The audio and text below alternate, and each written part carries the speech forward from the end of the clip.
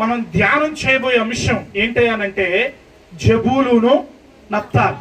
విన్నారు ఇంతకుముందు ఎప్పుడైనా? జబూలును నఫ్తాలి. ఎవరు ఈ జబూలును, ఎవరు ఈ నఫ్తాలి? ఎవరు వీళ్ళు? వీళ్ళకి ఒక దేశాన్ని ఇచ్చాడు దేవుడు. ఒక దేశానికి వీళ్ళ పేరు పెట్టారు. ఇప్పుడు మనం ఎక్కడున్నాం అంటే కడప జిల్లాలో ఉన్నాం, అవునా కదా? కడప జిల్లాకి మరొక పేరుని పెడుతూ వచ్చా. ఏం పేరు అది? వైఎస్ఆర్ జిల్లా. వైఎస్ఆర్ అంటే ఏంటి? డాక్టర్ వైఎస్ రాజశేఖర రెడ్డి గారి జ్ఞాపకార్థము, అంటే వారిని గౌరవిస్తూ, వారిని గుర్తు చేసుకుంటూ, వారికి విలువనివ్వడానికి మరి మన ఆంధ్రప్రదేశ్ ప్రభుత్వం ఈ జిల్లాకి ఏమని పేరు పెట్టింది? వైఎస్ఆర్ జిల్లా. అలాగే నెల్లూరు జిల్లాని పొట్టి శ్రీరాములు జిల్లా అని పిలిచారు. కృష్ణా జిల్లాని 2 ముక్కలు చేసి ఎన్టీఆర్ జిల్లా అని విభజించారు. ప్రకాశం జిల్లా అని మరి పిలిచారు. ఒంగోలు జిల్లాని ప్రకాశం జిల్లా, అదేనా? ప్రకాశం డిస్టిక్ కి తెలీదా? మనకి ప్రకాశం జిల్లా, పొట్టి శ్రీరాములు గారి జిల్లా ఉంది, ఎన్టీఆర్ జిల్లా ఉంది, ప్రకాశం జిల్లా ఉంది, వైఎస్ఆర్. అంటే ఒక ప్రాంతాలకి మనుషుల పేర్లు పెట్టారనంటే ఆ మనుషులు గొప్పవాళ్ళై ఉండాలి. ఆమేన్. నాలాంటి నీలాంటి సామాన్యుల పేర్లు అయితే మా ఊరికే పెడతారా? పోనీ మా వీధికి కూడా పెట్టరు. కానీ చూడండి, జబూలును నఫ్తాలి దేశములు అనే మాటను మనం చూస్తా ఉన్నాం. ఏం చూస్తా ఉన్నాం? జబూలును నఫ్తాలి అనే దేశములు అనే మాట చూస్తా ఉన్నాం. ఎవరి జబూలును, ఎవరి నఫ్తాలి అని అంటే వీళ్ళెవరో కాదు, ఇశ్రాయేలీల 12 గోత్రాల్లో యాకోబు సంతానమైనటువంటి 2 కుమారులు. హలో, ఇక్కడే ఉన్నారా? ఎవరి జబూలును, ఎవరి నఫ్తాలి అని అంటే యాకోబు సంతానం. యాకోబు ఎవరో తెలుసా? ఇస్సాకు కుమారుడు. ప్రజెంట్ ఇశ్రాయేలీలుగా పిలువబడుతున్నటువంటి ఆ ప్రజలందరికీ కూడా మూల పురుషుడు, మూల దేవుడు ఈ యాకోబుకి ఇశ్రాయేలు పేరు పెడుతూ వచ్చారు. ఇప్పుడు ఇశ్రాయేల్ అంటే మంచిదా కదా? ఇశ్రాయేలు కొడుకులు అంటే మంచోళ్ళ కదా? అవునా కదా? ఒక దైవ సేవకుడు కొడుకులండి. యాకోబు గారు ఎవరు? దైవ సేవకుడు, దేవుడు ఆత్మచేత నింపబడిన వాడు, దేవుడు ఎల్లప్పుడూ తోడుండి నడిపించిన వాడు, దేవుడితో పోరాడి గెలిచిన వాడు, అంతటి అభిషేకం కలిగినటువంటి దైవ సేవకుని కుమారులు ఎవరు అనంటే జబూలును నఫ్తాలి. అయితే ఇక్కడ మనం ఒక విషయం గమనించాలి. ఈ జబూలును నఫ్తాలి అనే వాళ్ళంట ఎక్కడికి వెళ్ళిపోయారు? ఎక్కడికి వెళ్ళిపోయారు? చీకటిలోనికి వెళ్ళిపోయారు. అమ్మ వింటున్నారా? ఎక్కడికి వెళ్ళిపోయారు? అదేంటి? వీళ్ళు అభిషేకించబడిన దైవ సేవకుల పిల్లలు కదా. అదేంటి? వీళ్ళు దేవుని అంశంలో పుట్టినవారు కదా, దేవుని ప్రణాళికలో ఉన్నవారు కదా. వీళ్ళు చీకటిలోకి ఎందుకు వెళ్ళిపోయారు? వీళ్ళు చీకట్లో ఎందుకు నివసించాల్సి వచ్చింది? వీళ్ళ ప్రయాణం ఏంటో, వీళ్ళ పరిస్థితులు ఏంటో ఈ ఉదయకాల సమయంలో కొన్ని విషయాలు మనం జ్ఞాపకము చేసుకుందాం. అసలు ఈ జబూలును నఫ్తాలి గురించి అద్భుతమైనటువంటి ప్రవచనాలు, అద్భుతమైనటువంటి వాగ్దానాలు దేవుడు పరిశుద్ధ బైబిల్ గ్రంథంలో మన కొరకు రాయించి పెట్టాడు. రండి చూద్దాము జబూలును నఫ్తాలిని తన తండ్రి ఎలాగో దీవిస్తున్నాడు చూద్దాం. ఆదికాండము 49వ అధ్యాయము 13వ వచనం చదువుకుందామా? ఆదికాండము 49వ అధ్యాయము 13వ వచనం. జబూలును సముద్రపు రేవున నివసించును, అతడు ఓడలకు రేవుగా ఉండును, అతని పొలిమేర సీదోను వరకు ఉండును. చాలండి. ఇక్కడ జబూలును గురించి మనం చూస్తాం. జబూలును గురించి ఏమని రాయబడింది?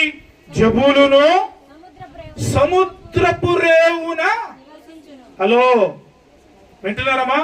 ఎక్కడ ఉంటాడంట? సముద్రపు రేవున ఉంటాడంట. దీని వెనకాల అద్భుతమైనటువంటి అంతరార్థాన్ని దేవుడు పెడుతూ వచ్చాడు.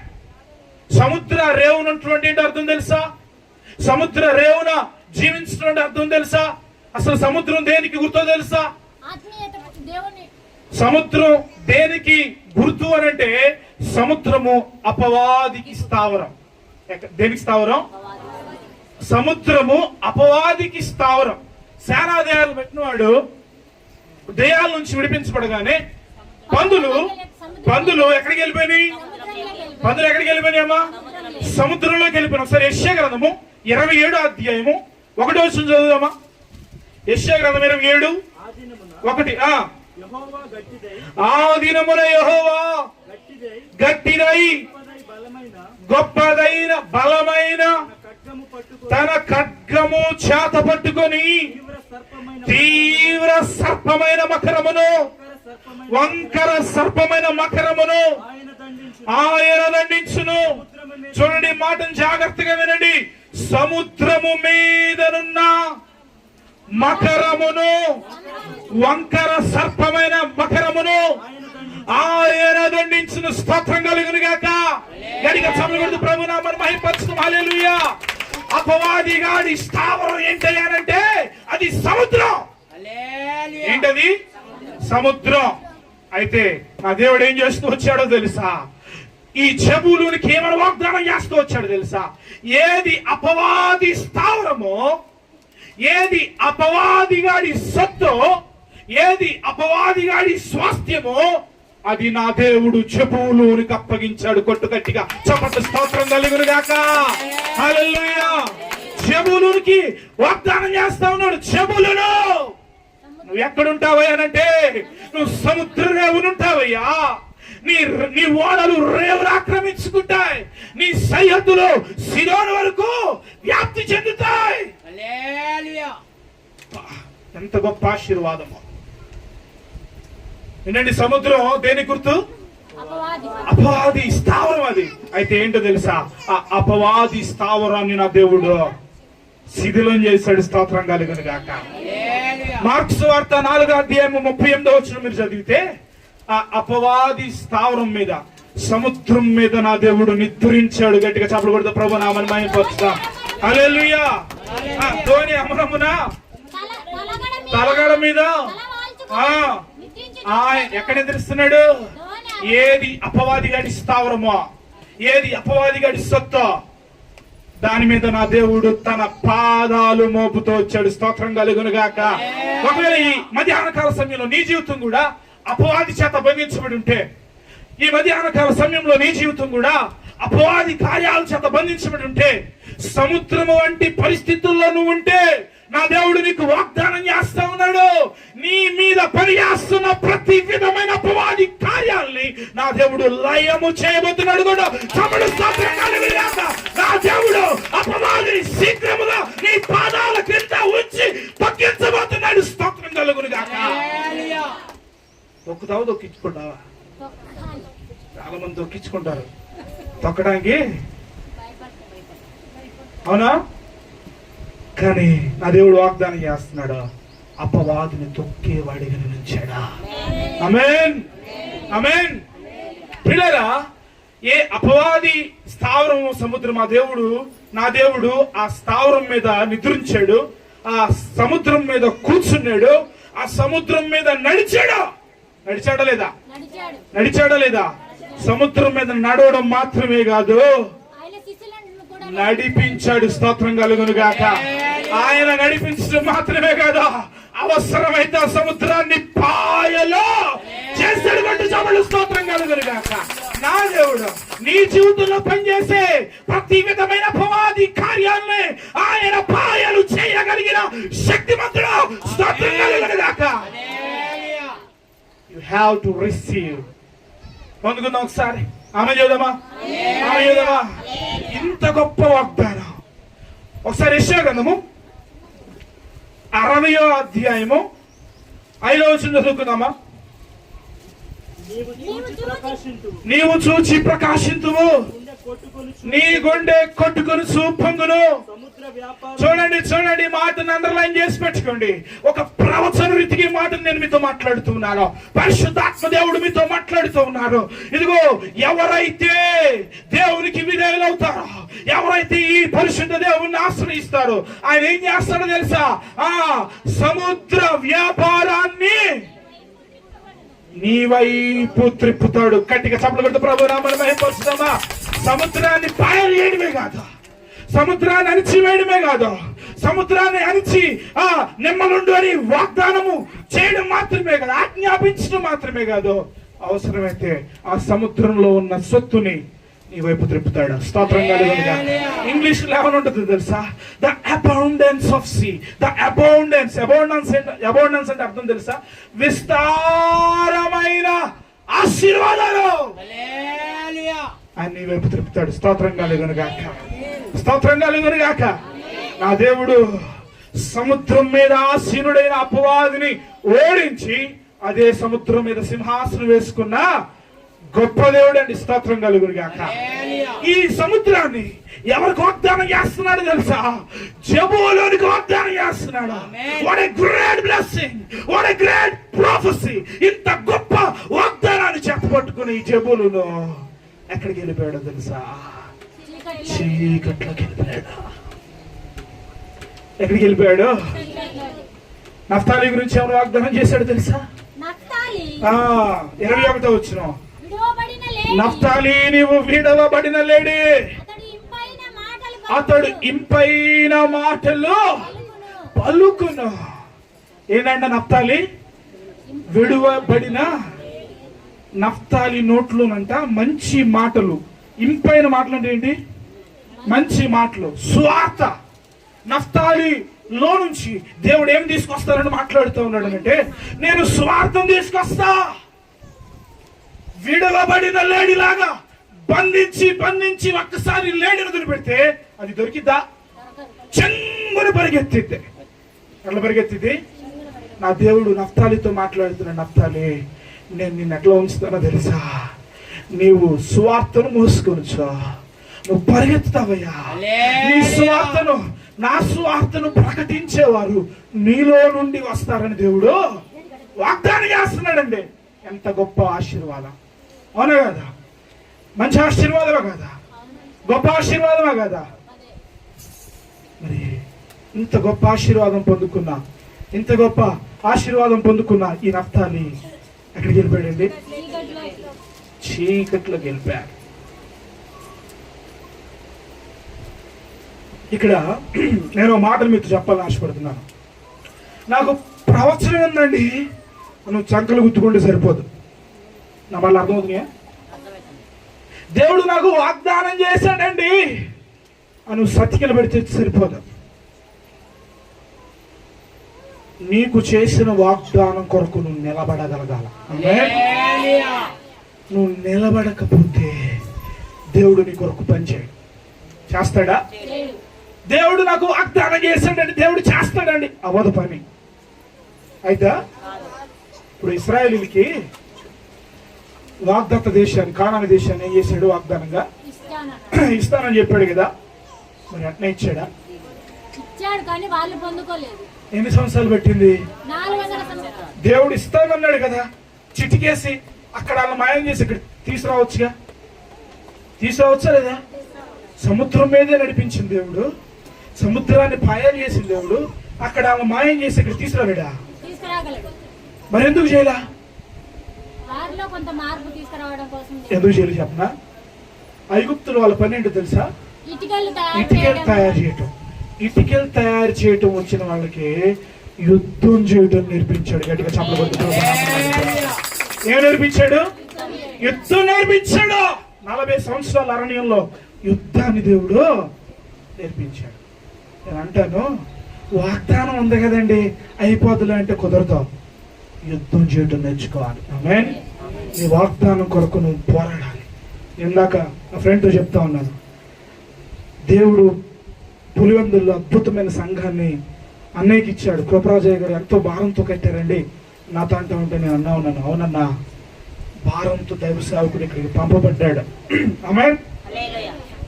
నేను ఎప్పుడూ చెప్తానే ఉంటాను, సేవకుడు ఎవరి కోసం వచ్చారంటే మీకోసం దేవుడు మిమ్మల్ని ప్రేమించి మిమ్మల్ని దీవించడానికి సేవకుడిని పంపించాడు. ఇది సత్యం. ఆమేన్. నేను అన్నాను, సేవకుడు వచ్చాడు సార్, సేవకుడు నిలబడకపోతే సంఘం, నేను అన్నాను మాట ఏంటో తెలుసా, బయలు పక్షాన 400 మంది ప్రవక్తలు నిలబడ్డారు, కానీ దేవుని పక్షాన ఏలియా ఒక్కడే. ఆమె చూద్దామా, నిలబడిన వాని పక్షాన ఆకాశం నుంచి అగ్ని దిగి వచ్చింది. స్తోత్రం. నీ వాగ్దానాన్ని పట్టుకొని నువ్వు నిలబడగలిగితే ఆ దేవుడు నిన్ను దీవిస్తాడండి. కానీ జెబూలూను నఫ్తాలి ఎంత పవర్ఫుల్ వాగ్దానాలు చేత పట్టుకున్నారు, ఎంత పవర్ఫుల్ వాగ్దానం చేత పట్టుకున్నారు. కానీ ఎక్కడికి వెళ్ళిపోయారు? ఎక్కడికి వెళ్ళిపోయారమ్మా? చీకట్లో వెళ్ళిపోయారు. ఎక్కడికి వెళ్ళిపోయారు? ఈ జెబూలూను నఫ్తాలి గురించి మోషే కూడా దీవిస్తున్నాడు. మోషే కూడా ప్రవచనం ఎత్తి మాట్లాడుతున్నాడు. రండి చూద్దాం. ద్వితీయోపదేశ కాండము 33వ అధ్యాయము 18వ వచనం. జెబూలూను గూర్చి ఇట్లనెను, జెబూలూను గూర్చి ఇట్లనెను, నీవు బయలు వెళ్ళు స్థలమందు సంతోషించుము. జెబూలూను నీవు బయలు వెళ్ళు స్థలమందు సంతోషించుము. ఇశ్శాఖరు నీ గుడారములయందు సంతోషించుము. జనములను కొండకు పిలిచిరి. 23వ వచనం కూడా చూడు ఒకసారి.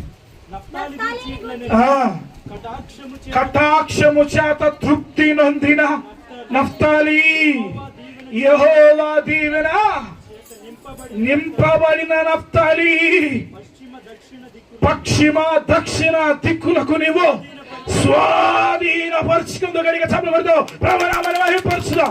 హల్లెలూయా. What a great ప్రొఫెసీ. అద్భుతమైన ప్రవచనం కదా. దైవజనుడైన మోషే ద్వారా దేవుడు పలుకుతున్నాడు. ఏమని? జెబూలూను నువ్వెవరో తెలుసా? ఏమన్నాడు? నీవు బయలు వెళ్ళు స్థలంలో నేను నిన్ను. దాని అర్థం ఏంటో తెలుసా? జెబూలూను నువ్వు ఎక్కడికి వెళ్ళినా నీకు సంతోషమే. అంతేనా? నువ్వు ఎక్కడికి వెళ్ళినా నీకు ఆనందమే. నువ్వు ఎక్కడ నివసిస్తే అక్కడ సంతోషం ఉంటది. నువ్వు ఎక్కడ బ్రతికితే అక్కడ ఆనందాన్ని నేను ఇస్తాను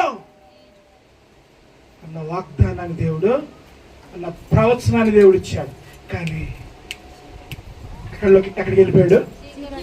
ఎక్కడికి వెళ్ళిపోయాడు? ఏమైపోయిన వాగ్దానాలు? నఫ్తాలి గురించి ఏమంటున్నాడు? తృప్తి, కటాక్షము చేత తృప్తి నొందిన నఫ్తాలి, యెహోవా దీవెన నొందిన నఫ్తాలి. నఫ్తాలి తృప్తి నొందాడంట, కటాక్షం పొందుకున్నాడంట, దీవెన పొందుకున్నాడు, వ్యాప్తి చెందాడు, స్వాధీనపరుచుకున్నాడు. కానీ అక్కడికి వెళ్ళిపోయాడు. ఎందుకు? ఇన్ని బలమైన వాగ్దానాలు చేత పట్టుకొని ఎందుకు పడిపోయాడు నఫ్తాలి? ఇన్ని బలమైన వాగ్దానాలు చేత పట్టుకొని ఎందుకు పడిపోయాడు జెబూలూను? ఈ రోజు ఇక్కడ కూర్చున్న వారిలో చాలా మంది బలమైన వాగ్దానాలు పట్టుకున్నారు, బలమైన ప్రవచనాలు పట్టుకున్నారు, బలమైన ఆ మాటలను పట్టుకున్నారు, కానీ పొందుకోలేకపోతున్నారు. ఎందుకో? ఎందుకు చీకట్లోకి వెళ్ళిపోతున్నావు? కారణం ఏంటో తెలుసా? వీళ్ళు చీకట్లోకి వెళ్ళడానికి కారణం ఏంటో తెలుసా? రండి చూద్దాము. న్యాయాధిపతుల గ్రంథము 1వ అధ్యాయము. న్యాయాధిపతుల గ్రంథము 1వ అధ్యాయము 29వ వచనం చూద్దామా?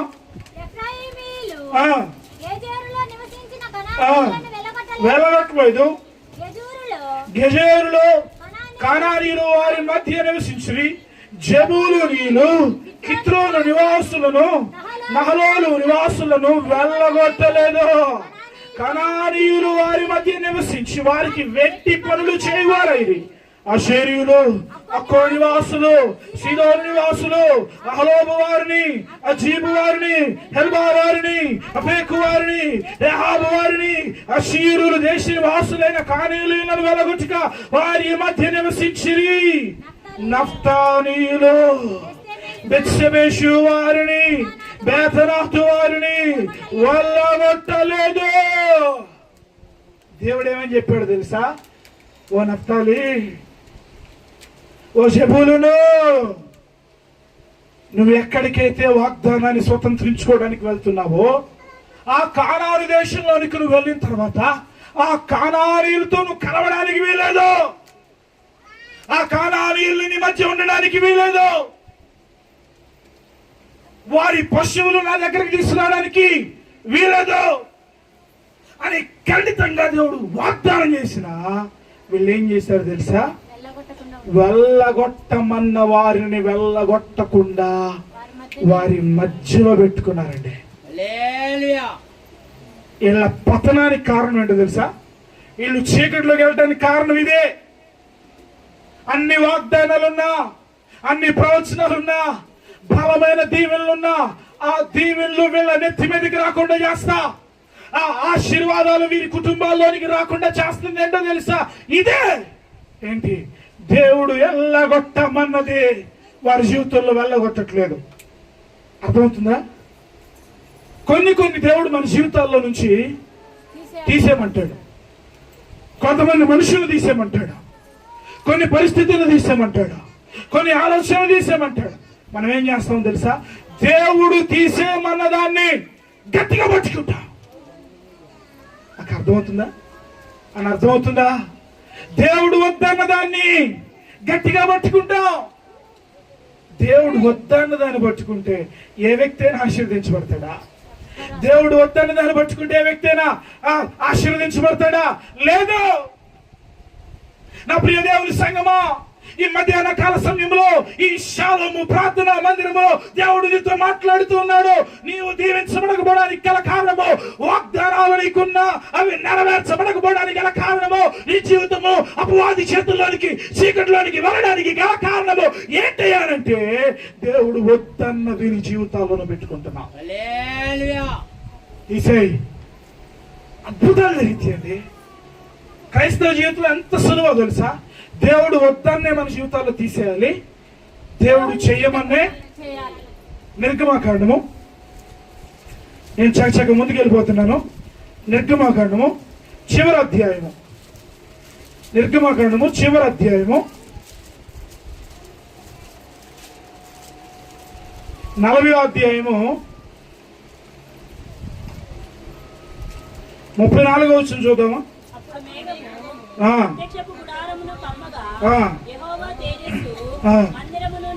నింపెను. ఆ మేఘం మందిరం మీద నిలుచు చేత మందిరము యెహోవా తేజస్సుతో నిండెను గనుక మోషే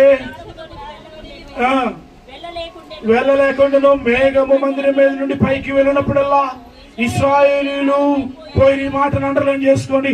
ఇదే వారి ప్రయాణ పద్ధతి. ప్రయాణమైపోయి ఇదే వారి ప్రయాణ పద్ధతి. ఆ మేఘము పైకి వెళ్ళనియడలా అది వెళ్ళు దినం వరకు వారు ప్రయాణము. సింపుల్. ఇశ్రాయేలీయులు 40 సంవత్సరాలు యుద్ధాలు చేసిన రాయబడిన మాట ఏంటో తెలుసా? వారి కాలికి చెప్పు అరిగిపోలేదంట, వారి వస్త్రపు మాసిపోలేదంట. హలో, ఉన్నారు ఇక్కడే? అమ్మ, ఉన్నారు ఇక్కడే? ఎందుకు వాళ్ళ వస్త్రాలు మాసిపోలేదు? ఎందుకు వాళ్ళ చెప్పులు వారు అరిగిపోలేదు? కారణం ఏంటంటే దేవుడు వెళ్ళమంటే వెళ్ళారు, దేవుడు ఆగమంటే ఆగారు. సింపుల్. నీ జీవితాల్లో దేవుడు వద్దన్నయే పరుగులు పెడుతున్నావు కదా. ఓ ఏమని బిడ్డ, వద్దన్న వ్యక్తి దగ్గరికి నువ్వు పరుగులు పెడుతున్నావు కదా. ఓ సహోదరి, వద్దన్న కార్యాన్ని నువ్వు చేస్తా ఉన్నావు. ఎలా దేవుడు నేను దీవించేది? ఇన్ని బలమైన వాగ్దానాలు చేత పట్టుకున్న నఫ్తాలి. సువార్త రావాలండి ఎవరిలో నుంచి? నఫ్తాలిలో నుంచి. కానీ ఏమైపోయాడు? చీకట్లోనికి. నా ప్రియ దేవుని సంగమా, యోహాను సువార్త 2వ అధ్యాయంలో ఏముందో తెలుసా? యేసు కానాన్లోని పెళ్లికి పిలువబడ్డాడు, వివాహానికి పిలువబడ్డారు యేసుక్రీస్తు వారు. అక్కడ ద్రాక్షారసం అయిపోతే యేసు తల్లి మరియా పనివారిని పిలిచామని తెలుసా? ఆయన మీతో చెప్పున్నది చాలండి.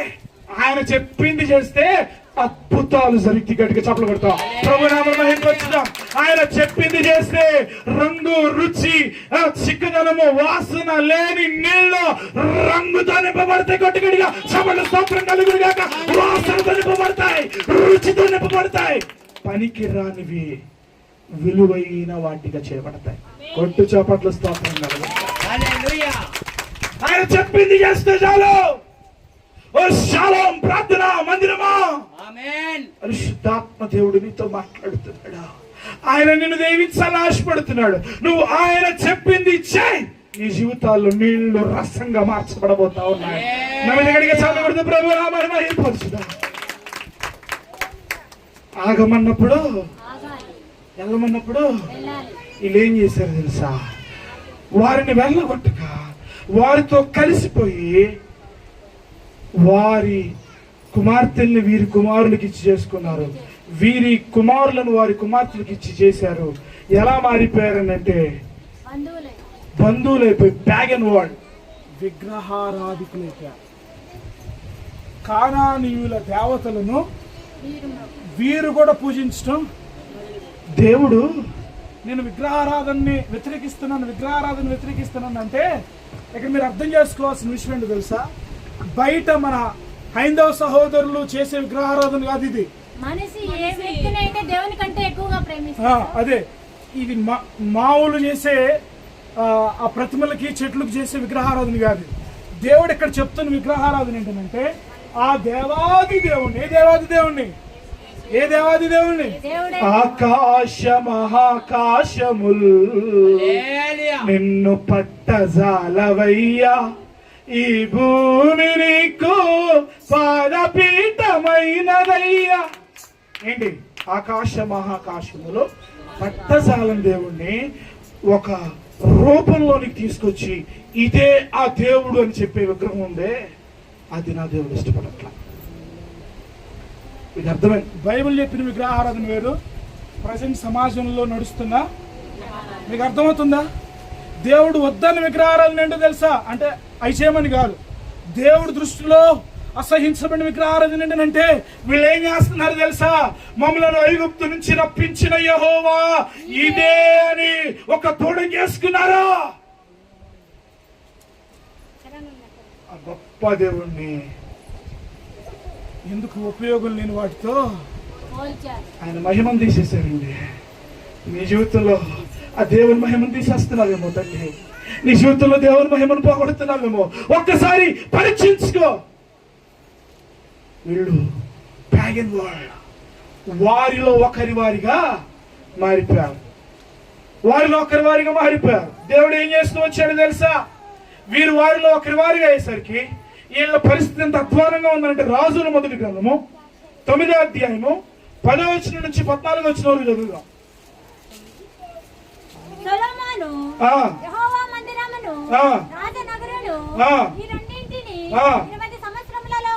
కట్టించను. ముగించిన తర్వాత చూడండి తూరు రాజైన హీరాము సొలొమోను కోరినంత మట్టుకు దేవదారు మ్రాణులు, సరళ వృక్ష మ్రాణులను, బంగారమును అతనికి ఇచ్చి ఉన్నందున సొలొమోను 20 పట్టణములను హీరాముకు అప్పగించెను. హీరాము చూచి రావడానికి వచ్చాడు. అనుకూలమైనవిగా కనబడలేదు గనుక ఏ పాటివి నేటి వరకు వాటికి కాబూల్. చాలు ఒక్క నిమిషం.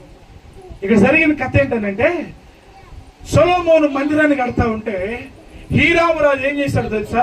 విస్తారమైన కలప ఇచ్చాడు, దేవదారు మ్రాణులు ఇచ్చాడు, సరళ మ్రాణులు ఇచ్చాడు, బంగారం ఇచ్చాడు, వెండి ఇచ్చాడు. దేవుని ప్రేమించి ఒక అన్యుడు ఇస్తున్నాడు. ఆమె చెప్తాం ఒకసారి. దేవుని ప్రేమించి ఎవరిస్తున్నారు? ఒక అన్యుడు ఇస్తున్నాడు. ఎంత ఇస్తున్నాడు తెలుసా? లెక్క పెట్టలేనంత ఇస్తున్నాడు. స్తోత్రం కలుగును గాక.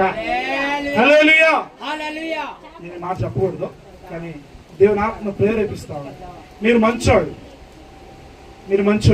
మీరు ఇస్తారు, నాకు తెలుసు.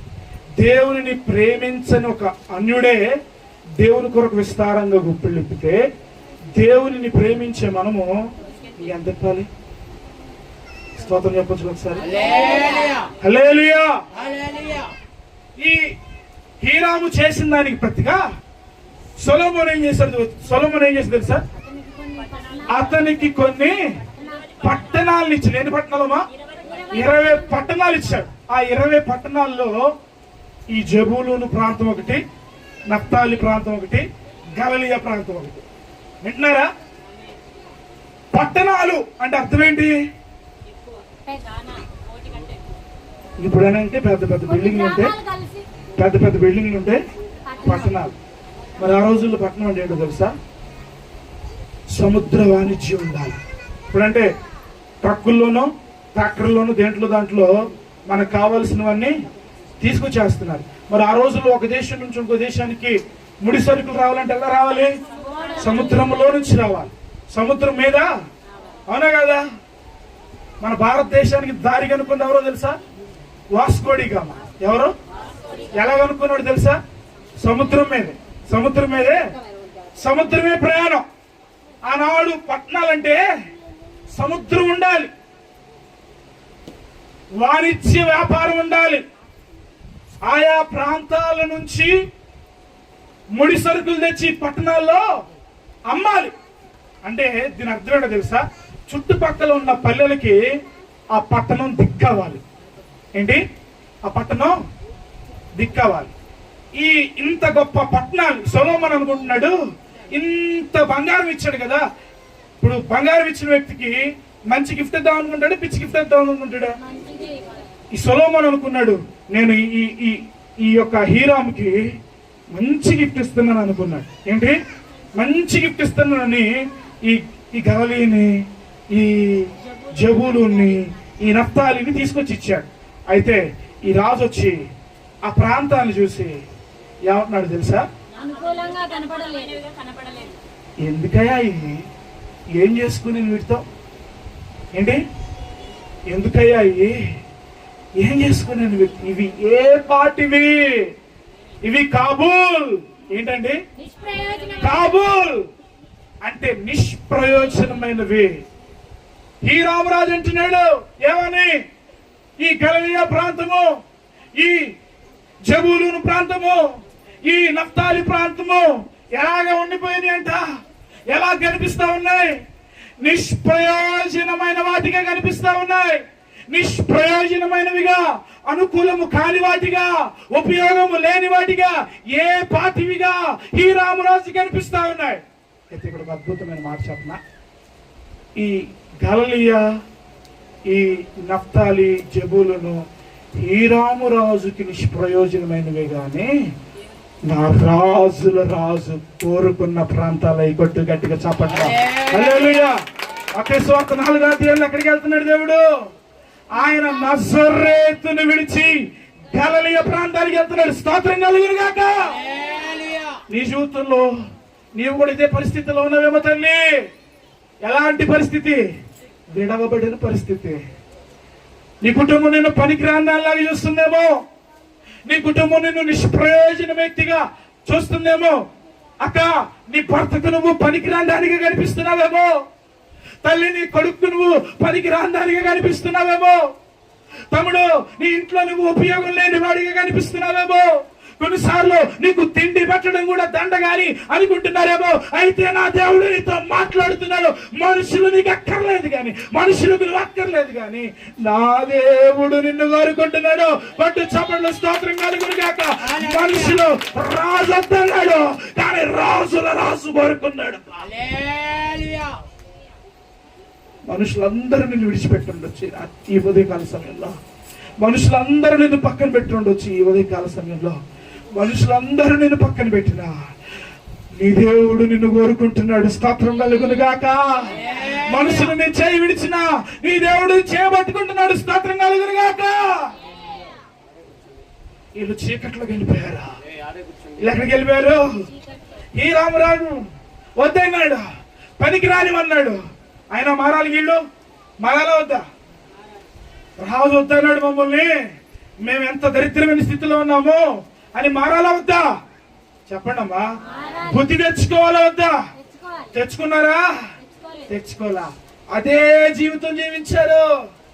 ఆఖరికి ఎలాంటి పరిస్థితుల్లోకి వెళ్ళారనంటే 2వ రాజుల గ్రంథము 15వ అధ్యాయం 29వ వచనం చదివితే, 2వ రాజుల గ్రంథము 15:29 చదివితే తమ సొంత దేవతలను పెట్టుకొని సోమ్రోనీయులు కట్టుకొనిన ఉన్నత స్థలముల మందిరములలో వాటిని ఉంచుతూ వచ్చిరి. 2వ రాజులు 15:29. ఇశ్రాయేలు రాజైన పెకహు దినములలో అష్షూరు రాజైన తిగ్లత్-పిలేసెరు వచ్చి ఈయోను పట్టణమును, అబేల్ బేత్మయాకా పట్టణమును, యానోయాహు పట్టణమును, కెదెషు పట్టణమును, హాసోరు పట్టణమును, గిలాదు దేశమును, గలిలయ దేశమును, నఫ్తాలి దేశమును అంతయు పట్టుకొని పోయాడు. ఎక్కడికి వెళ్ళిపోయాడో తెలుసా? చెరలోనికి తీసుకెళ్లిపోయాడు. అమ్మ నాకు వెళ్ళి కొన్ని నిమిషాలు చూడాలి, నేను ముగింపులోనికి వస్తా ఉన్నాను. ఎక్కడికి వెళ్ళిపోయారో తెలుసా? దేవుని మాట వినని కారణాన, దేవుని మాటని లక్ష్య పెట్టని కారణాన, దేవుడు వద్దన్నవి వెంట పెట్టుకొని జీవించడం ద్వారానా, దేవుడు వద్దన్నవి పక్కన పెట్టుకోవడం ద్వారానా, దేవుడు చేయొద్దన్నవి చేసిన కారణాన వీళ్ళు ఎక్కడికి వెళ్ళిపోయారనంటే అన్య రాజుల చెరలోనికి, బంధకాల్లోనికి వెళ్ళిపోయారు. ఎక్కడికి వెళ్ళిపోయారు? ఎవరండి వీళ్ళు? వాగ్దానము పొందిన ఒక గొప్ప సేవకుడి పిల్లలు వీళ్ళు. ఎక్కడికి వెళ్ళిపోయారు తెలుసా? చెరలోనికి వెళ్ళిపోయారు, బంధాల్లోనికి వెళ్ళిపోయారు, బంధకాల్లోనికి వెళ్ళిపోయారు. అప్పుడు ఏడుస్తున్నారు వీళ్ళు. నఫ్తాలిలో నుంచి స్వాస్థ్యం రావాలి, నఫ్తాలిలో నుంచి సువార్త రావాలి. కానీ చెరలోనికి వీళ్ళ ఊపిరి తీసుకోవాలన్న వాళ్ళ పర్మిషన్ వాళ్ళకి కావాలి. కానీ ఎక్కడికి వెళ్ళిపోయారు వీళ్ళు? చెరలోనికి వెళ్ళిపోయారు, బంధకాల్లోనికి. ఇప్పుడు కూర్చొని ఏడుస్తున్నారు. ఇప్పుడు కూర్చొని, అయ్యా యాకోబుని జ్ఞాపకం చేసుకుని దీవించావే, మోషేని జ్ఞాపకం చేసుకుని ప్రవచించావే, ఏవి మా ప్రవచనాలు, ఏవి మా వాగ్దానాలని చెరలోకి వెళ్ళిన తర్వాత వీళ్ళకే గుర్తొచ్చాయి. అర్థమవుతుందమ్మా? ఎక్కడికి వెళ్ళా గుర్తొచ్చాయి? చెరలోకి వెళ్ళా గుర్తొచ్చాయి. చెరలోకి వెళ్ళి వీళ్ళు ఏడుస్తా ఉంటే నా దేవుడు వదిలిపెట్టాడా? నా దేవుడు వదిలిపెట్టాడా? చెరలోకి వెళ్ళారు కదా అని వదిలిపెట్టలేదమ్మా. చీకట్లోకి వెళ్ళారు కదా అని వదిలిపెట్టలేదమ్మా. పనికి రాని వారిగా మారిపోయారు కదా అని వదిలిపెట్టలేదమ్మా. ఏం చేస్తూ వచ్చాడో తెలుసా? యెషయా గ్రంథము 9వ అధ్యాయము, యెషయా గ్రంథము 9వ అధ్యాయము 1-2 వచనం చదువుదామా. యెషయా గ్రంథము 9వ అధ్యాయము 1-2 వచనాలు. అయినను వేదన నొందిన దేశము మీద మబ్బు నిలవలేదు. గడిగా చదువుకుంటూ ప్రభు నామమును మహిమపరచుదాం. పూర్వకాలమున ఆయన జెబూలూనును నఫ్తాలిని అవమానమునకు అప్పగించెను. అంత్యకాలమున ఆయన అనగా యోర్దానోద్ధరిని అన్య జనుల గలిలయ ప్రదేశమును మహిమ గలదానిగా గడిగా చదవగలదు. ప్రభునామమును మహిమపరచుదాం. హల్లెలూయా, హల్లెలూయా. 2 చేతులు పైకి చెప్పండి ఒకసారి. హల్లెలూయా. వీళ్ళు అనుకున్నారు వీళ్ళ పని అయిపోయిందని, వీళ్ళు అనుకున్నారు వీళ్ళు చీకట్లోనే బ్రతకాలని, వీళ్ళు అనుకున్న వాళ్ళకి చేసేదేమి.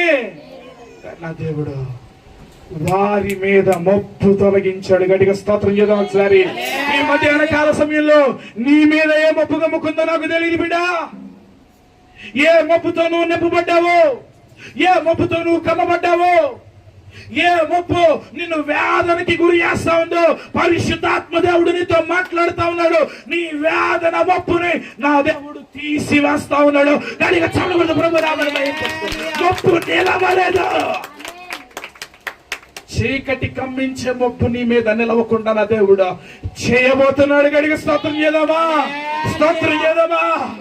ఏ మబ్బు నిన్ను చీకట్లో నెట్టేస్తా ఉందో ఆ మబ్బు తెర చినిగినట్లు దేవుడు చించివేయబోతున్నాడండి.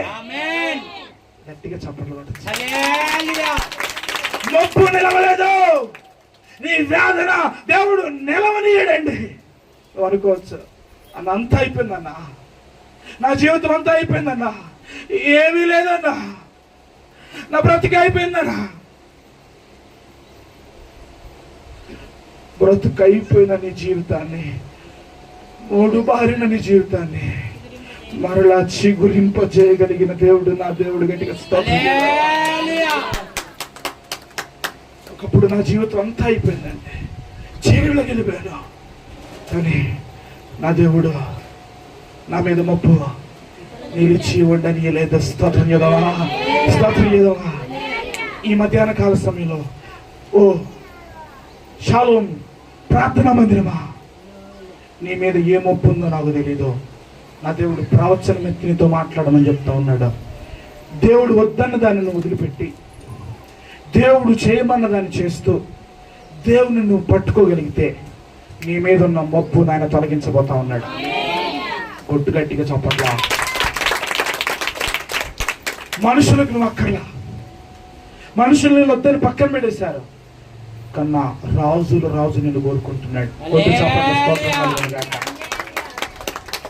ఏం చేస్తూ వచ్చాడు తెలుసా? చెరలో ఉన్న వారిని విడిపించి నా దేవుడు వారిని మహిమ పరిచాడు. స్తోత్రం కలుగును గాక. మన మీటింగ్ సమస్య ఏంటో తెలుసా? ఆయన బంధింపబడిన వారి బంధకాలను విడుదల. ఈ రాత్రి ఏ మబ్బు నేను బంధించిందో, ఈ రాత్రి ఈ మధ్యాహ్న కాల సమయంలో ఏ మబ్బు నిన్ను ఆవరించిందో, యెహోవా బంధింపబడిన వారిని విడుదల. ఏ మబ్బు నిన్ను బంధించిందో నా దేవుడు విడుదల చేయించబోతున్నాడు. కొట్టి గట్టిగా చప్పట్లా. నీ మీద మబ్బు నిలవడు నా దేవుని చిత్తము కాదు. ఏం చేస్తానంటున్నాడు తెలుసా? ఆయన వెలిగిస్తానంటున్నాడు. ఏంటి? గొప్ప వెలుగు. ఏ వెలుగు అంటే ఇది? గొప్ప వెలుగు. ఈ మాట చెప్పండి, నాతో పాటు చెప్పండి. గొప్ప గొప్ప గొప్ప. రెండోది ఏంటిది తెలుసా? విడుదల. ఏంటిది? విడుదల.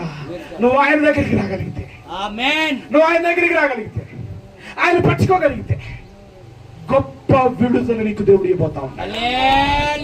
మూడోది ఏంటిదో తెలుసా? గొప్ప విలువ. ఏంటి? గొప్ప. మనుషులు నిన్ను వద్దన్నారు, దేవుడు నిన్ను వదిలిపెట్టాడా? ఏం చేస్తారు తెలుసు? దేవుడు నిన్ను విలువతో మహిమిస్తానంటున్నాడండి. స్తోత్రం కలుగును గాక. ఆయన మహిమ పరిచను. నీకు ఆ మహిమ ఇవ్వడానికి, నీకు ఆ గొప్ప విలువ ఇవ్వడానికి నా దేవుడు తన ప్రాణాన్ని చిందించాడు, రక్తాన్ని చిందించి ప్రాణం పెట్టాడు. తన మహిమను పక్కన పెట్టి ఈ లోకానికి వచ్చాడు. ఆకాశానికి భూమికి మధ్యలో 2 కొయ్యలకి 3 మేకులతో వేలాడాడు, చంపబడ్డాడు, సమాధి చేయబడ్డాడు. 3వ దినాన మృత్యుంజయుడే లేచాడు. ఎందుకు? నీకు మహిమను, నీకు విలువను వెలయెట్టి కొన్నాడమ్మ నిన్ను. ఎందుకు నువ్వు విలువలేని పరిస్థితుల్లో జారిపోతా? రా, ఈ మధ్యాహ్నం దేవుడు నిన్ను పిలుస్తా ఉన్నాడు. రా, నీ చీకటిని వెలుగుగా మార్చే దేవుడు నీతో ఉన్నాడు. రా, నీకు విడుదలిచ్చే దేవుడు నీతో ఉన్నాడు. నీకు విలువనిచ్చే దేవుడు నీతో ఉన్నాడు. ఒక మాట చెప్పి నేను ముగిస్తాను. యేసుక్రీస్తు వారికి ఎంతమంది శిష్యులు తెలుసా? 12 మంది. చాలా మంది శిష్యులు ఉన్నారు. 12 మంది అపోస్తలులుగా పిలువబడ్డారు. వారిలో 2 బోయనర్గిస్ గా పిలువబడ్డారు. ఈ 12 మంది అపోస్తలుల్లో 11 మంది ఎక్కడి నుంచి వచ్చారు తెలుసా? సముద్ర తీరం నుంచి, గలిలయ ప్రాంతం నుంచి. గట్టిగా చప్పట్లు కొడుతూ ప్రభు నామమున స్వార్థ లేదు అని అనుకున్నారు. నా తల్లికి వాగ్దానం ఏంటి? నీవు ఇంపైన మాటలు చీకట్లోకి వెళ్ళిపోయారు అనుకున్నారు. కానీ నా దేవుడు భూలోకమును తలకిందులు చేయి వారిని వారిలో నుంచి వారిలో నుంచి లేపుతూ వచ్చాడు. గట్టిగా స్తోత్రం చేద్దామా. నువ్వు నిలబడగలిగితే భూలోకాన్ని తలకిందులు చేయబోతావు. ఆమె చెబుదామా. నువ్వు నిలబడగలిగితే నీ కుటుంబ పరిస్థితులను దేవుడు తలకిందులు చేయబోతా ఉన్నాడు. నిలబడగలిగితే నీ పరిస్థితులను దేవుడు తలకిందులు చేయబోతాడు. ఒకడెవడు తెలుసా? ఇస్కరియోతు. ఇస్కరియోతు యూదా. అందుకనే పరదేశులము వెళ్ళిపోయాడు. నరకానికి వెళ్ళలేదమ్మా. దేవుడు వాగ్దానం ప్రకారం ఎక్కడికి తీసుకెళ్ళాడో దేవుడికే తెలియాలి. ప్రియులరా, దేవుడు మాట ఇచ్చాడంటే చీకట్లో కూర్చున్న వారికి గొప్ప వెలుగుని ఇచ్చాడు, విలువిచ్చాడు. గొప్ప విడుదల కూలిపోయిన పతనమైపోయిన జబూలును నఫ్తాలి జీవితాన్ని ఏం చేసుకొచ్చాడు? తిరిగి రెండో అంశం ఏంటి? నీ గోడలు మరలా కట్టాడండి. స్తోత్రం కలుగు. ఈ మధ్యాహ్న కాల సమయంలో కూలిపోయాము. రెండు మోకరించండి. దేవుడు తన మాటలు దీవించును గాక. కూలిపోయావేమో. ప్రార్థన చేసుకుందాం. అందరూ మోకరించండి, ప్రార్థన చేసుకుందాం.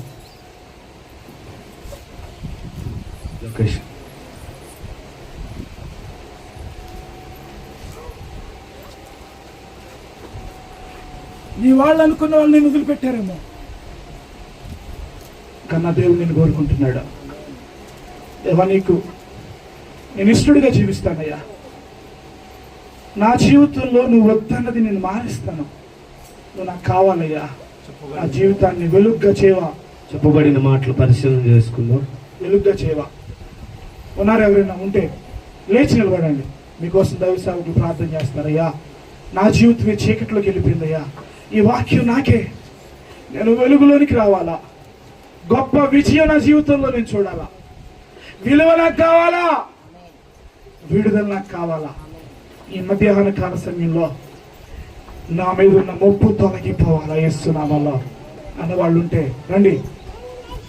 లేచి నిలబడండి. లేచి నిలబడండి. అయ్యా, నేను వదిలిపెడతానయ్యా, పక్కన పెడతానయ్యా. నాకొద్దు, నీకు ఇష్టం లేదు, నాకొద్దు. ఆ జీవితంలో నీ నుంచి నన్ను దూరం చేసేవేవి నాకొద్దు. నా ప్రాణమైన, ఆశలైన, కోరికలైన ఏమైనా వద్దయ్యా. షడ్రకంగా గారు ముందుకు రండి.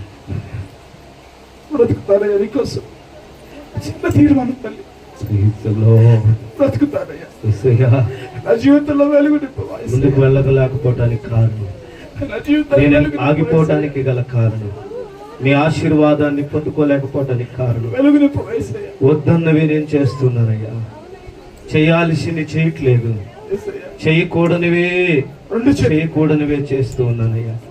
మన్నించండి తండ్రి. నీకు స్తోత్రాలునయ్యా. అయ్యా, నీకు స్తోత్రం. నా ఆశీర్వాదాన్ని దొంగిలిస్తున్నా, నా దీవెనను దొంగిలిస్తున్నా. ఇదిగో వాగ్దానము నాకుందని, ప్రవచనము నాకుందని, దర్శనాలు నాకున్నవని చెప్పి అయ్యా ముందుకు వెళుతున్నాము గాని అయ్యా మా జీవితాల్లో నువ్వు చెప్పినవి చేయకుండా అయ్యా మీకు ఇష్టం లేనివి మా జీవితాల్లో ఉన్నాయి ప్రభువా. ఈ మధ్యాహ్న కాల సమయంలో ఒప్పుకుంటున్నాం తండ్రి. మీకు ఇష్టమైనవి ప్రతిదీ మాలో నుండి తొలగిపోవునుగాక. అయ్యా, నేను ఒప్పుకుంటున్నానయ్యా. నా ఆశీర్వాదాన్ని దొంగిలిస్తుంది ఏదో ఇదే, ఈ రోజే నా యేసునామములో అవన్నీ నాలో నుండి ఇప్పుడే రిలీజ్ అవునుగాక. ఆ దిశగా మనం ప్రార్థన చేద్దాం. దేవుడు నిన్ను మరలా కట్టడానికి ఇష్టపడుతున్నాడు. బంధించబడిన నిన్ను దేవుడు విడిపించడానికి ఇష్టపడుతున్నాడు. ఏది నిన్ను బంధించింది, ఏ అలవాటు, ఏ వ్యసనం, ఏ కోరికలు నిన్ను బంధించాయి, దేనికి నువ్వు బంధించబడి ఉన్నావు? ఈ మధ్యాహ్న కాల సమయంలో ప్రార్థన చేద్దామా? అయ్యా, ఏది నన్ను బంధించింది, ఏ అలవాటుకు, ఏ ఆలోచనలను బంధించబడి ఉన్నానో తండ్రి, ఆ బంధకాల నుంచి నన్ను విడిపించమని ప్రార్థన చేద్దాం. ఆ పరిస్థితుల నుంచి నన్ను విడిపించమని ప్రార్థన చేద్దాం. నువ్వు ఇచ్చే వెలుగును దొంగిలిస్తున్న ప్రతిదీ నాలో నుండి దూరం అవ్వాలయ్యా. అయ్యా, నాలో ఉన్న దుఃఖానికి కారణం ఇదేనేమో, కొన్ని సంవత్సరాలుగా సమాధానం రాకపోవడానికి గల కారణం ఇదేనేమో, నువ్వు చెప్పినా చేయొద్దనివి చేయడమే తండ్రి క్షమించండి అయ్యా, క్షమించండి అయ్యా. ప్రార్థన చేద్దాం. షడ్రక్ బ్రదర్ ప్రార్థన చేస్తారు. ప్రార్థన చేస్తాం. మహాపరిశుద్ధుడు, జీవం కలిగిన తండ్రి, నీ పరిశుద్ధమైన నామానికి, ఉన్నతమైన నామానికి, శ్రేష్టమైన నామానికి వేలాస్తులు స్తోత్రాలు తండ్రి. ఇదిగో తండ్రి, సోదరుడు కుట్రాజు బ్రదర్ని ఈ ప్రాంతానికి తీసుకొచ్చి జరిగిస్తున్న పరిచర్యకి మొట్టమొదటిగా శిరస్సు వచ్చి నమస్కరిస్తున్నాం. ప్రభు నీకు వందనాలు. నువ్వు ఇచ్చిన పరిచర్యలో భాగంగా నువ్వు ఇచ్చినటువంటి విశ్వాసుల సమూహంతో కలిసి ఈ యొక్క మధ్యాహ్న కాల సమయంలో తండ్రి మరి సంఘ క్షేమాభివృద్ధి ఆశీర్వాద కూడికలుగా ఏర్పాటు చేస్తున్నారు తండ్రి. మొట్టమొదటి దినంన మా ప్రియ సహోదరుడు శ్యామ్ బ్రదర్ని మరి ఆ విజయవాడ మరి తిరువూరు ప్రాంతం నుంచి మా మధ్యకి నడిపించి అయ్యా మీరు అద్భుతంగా ఆశ్చర్య రీతిగా అయ్యా సంఘాన్ని బలపరచడానికి, స్థిరపరచడానికి, సంఘాన్ని ఏ వదిలిపెట్టాలి, ఏది కొని తెచ్చుకోవాలనే విషయాలు మీరు చక్కగా మాట్లాడారు తండ్రి. అదుగో తండ్రి, జబులును నెప్తాలి గురించి మీరు మాతో చేసినటువంటి ఆ యొక్క మాటలు బట్టి కొందనాలు తండ్రి. వేదనకరమైన ప్లేసులు లేదా మరణకరమైన ప్లేసులు జబులుని, నెప్తాను మొదల ప్లేసులు యేసుక్రీస్తు ప్రభు వారు అక్కడికి వెళ్ళినప్పుడు గొప్ప వెలుగు చూశారు అనే లేఖనాల ద్వారా మేము గమనించాం తండ్రి. నిజమే తండ్రి. అయ్యా జబులునితో దేవుడు మాట్లాడుతున్నాడు. నువ్వు నీ దేశమందు సంతోషిస్తావు, నీ దేశమందు నువ్వు ఆనందించాలని. అలాగే నప్తాలితో కూడా దేవుడు మాట్లాడుతున్నాడు తండ్రి. నువ్వు దీవెన నొందిన దానివి, అయా యెహోవా చేత ఆశీర్వదించబడిన దానివని. ఎందుకు తండ్రి వారు మరణ ప్రదేశంలోనటువంటి ప్రాంతాలకు, చీకటి కలిగినటువంటి ప్రాంతానికి వెళ్ళిపోయారు. అయ్యా మీరు లేఖనాల ద్వారా మాతో జ్ఞాపకం చేశారు తండ్రి. అబ్రహాం, ఇస్సాక్, యాకోబుకి ఇచ్చినట్టుగాటువంటి ఆ పాలు తేనెలు ప్రవహించేటువంటి కనాను దేశంలోకి వారు ప్రవేశించిన తర్వాత దేవుడు ఏదైతే వెళ్ళగొట్టమన్నాడు, దేవుడు ఏదైతే వదిలిపెట్టమన్నాడు, దేవుడు ఏ కనాను సంబంధమైన విగ్రహారాధన, వ్యభిచార, దొంగతన, అవినీతి, అశ్రిత, పక్షపాతం ఇవన్నీ కూడా వదిలివేయమన్నాడు తండ్రి. వాళ్ళతో వియ్యమొద్దమన్నాడు. వాళ్ళతో అయ్యా ఎటువంటి శారీరకంగా, మానసికంగా సంబంధాలు కలిగి ఉండకూడదు అన్నాడు తండ్రి. కానీ ఈ జబులూరు ప్రాంతవాసులు కానీ, నప్తాని ప్రాంతవాసులు కానీ ఆ ప్రాంతంలో ప్రవేశించిన తర్వాత దేవుడు ఇచ్చిన వాగ్దానాన్ని మర్చిపోయి, దేవుని బిడ్డలనేటువంటి ఆయా నిశ్చయిత మర్చిపోయి తండ్రి వారితో మరి వియ్యమందినట్టుగా, వారి బిడ్డలకు వివాహాలకు ఇచ్చుకున్నట్టుగా, వాళ్ళ తండ్రి వాళ్ళ దేవతల్ని పూజించినట్లుగా, అయ్యా వాళ్ళతో కలిసి మమేకమైనట్లుగా గమనిస్తున్నాం తండ్రి. తద్వారా వారు చీకటి కలిగిన మరణకాండం అనే ప్రదేశంలోకి వెళ్ళారు తండ్రి. కొంతకాలానికి 2300 సంవత్సరాల తర్వాత యేసుక్రీస్తు ప్రభువారు వారి దగ్గరికి వచ్చి సత్యసువార్తను ప్రకటించి మరలా తిరిగి భూ సంబంధం కాకుండా పర సంబంధమైన బిడ్డలుగా వారిని యోజకులుగా చేసినట్లుగా జ్ఞాపకం చేసుకున్నాం తండ్రి. మధ్యాహ్న కాల సమయంలో విశ్వాసులైనటువంటి, క్రైస్తవ విశ్వాసులైనటువంటి మేము దేవుడు ఏ విషయాలను వదిలిపెట్టమన్నాడు, ఏ విషయాలతో మరి బంధుత్వం కలిగి ఉండకూడదన్నాడు, ఏ విషయాలను అయితే మేము వదిలివేసి నీకు ఇష్టమైన యోగ్యులుగా లేకపోతే నీకు ఇష్టమైన మాటల్ని అనుసరించే వారికి ఉండాలో అయ్యా బిడ్డలతో మీరు మాట్లాడారు తండ్రి. అలాగే జబులూను, నప్తాలి సంబంధించిన అవశేషాలు ఏమైనా మాలో ఉన్నాయేమో దేవుడు ఇంకా వదిలిపెట్టమన్నవి వదిలిపెట్టకుండా అవి మా హృదయంలో ఉంచుకుంటున్నామేమో, లేదా మా ఇంట్లో ఉంచుకుంటున్నామేమో తండ్రి. వారితో వియ్యమందుతున్నామేమో. అయా విగ్రహారాధన కావచ్చు. విగ్రహారాధన అంటే అయా పూజ చేయటం కాదు, కానీ ప్రతిదీ కూడా దేవునికి ఆజ్ఞకి లోబడినది ప్రతిదీ కూడా విగ్రహారాధనే తండ్రి. దేవుని కంటే ఎక్కువగా ప్రేమించేది ప్రతిదీ కూడా విగ్రహారాధనే తండ్రి. అటువంటి వ్యక్తిత్వం కలిగినటువంటి వారంగా ఉన్నారేమో. జబులూను లాంటి జీవితం మాలో ఉందేమో, నప్తాలి లాంటి జీవితం మాలో ఉందేమో. మమ్మల్ని మేము ఆత్మ పరిశీలన చేసుకోవడానికి కృప సహాయం చేయండి తండ్రి. మేమందరం కూడా వాగ్దాన పుత్రులమే. మాకు కూడా వాగ్దానం చేసావు, కానీ వాగ్దానం పొందుకోకుండా ఇంకా అయా లోక సంబంధమైనటువంటి లేదా పర సంబంధమైన విగ్రహారాధన సంబంధ విషయాలు మా మనసుల్లో, హృదయాల్లో, ఇంట్లో దాచిపెట్టుకున్నామేమో తండ్రి. అందుకే వాగ్దాన పురుషులుగా మేము తీర్చిదిద్దబడతలేదేమో, ఇంకా అలాగే వాగ్దానం మా ఎడల సంపూర్తి కావటం లేదేమో తండ్రి. అటువంటి రీతిగా బిడ్డల్ని ఆలోచింప చేయండి తండ్రి.